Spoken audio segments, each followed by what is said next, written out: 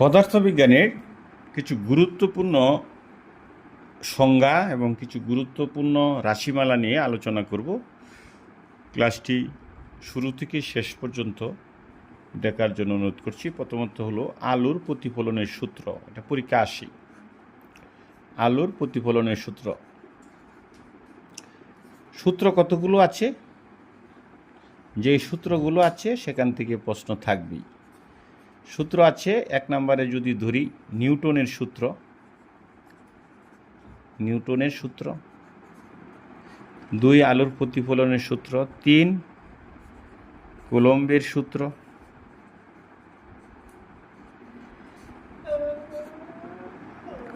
এই আমাদের পদার্থবিজ্ঞানের যে অধ্যায়গুলো আছে এর ভিতরে এই অধ্যায়গুলো থেকেই এই অধ্যায়ের ভিতরে 3টি সূত্র আছে।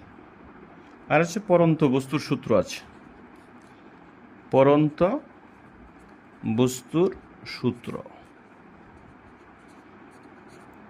তাহলে আমরা যদি এই 4টা সূত্র, এখানে 3টা সূত্র,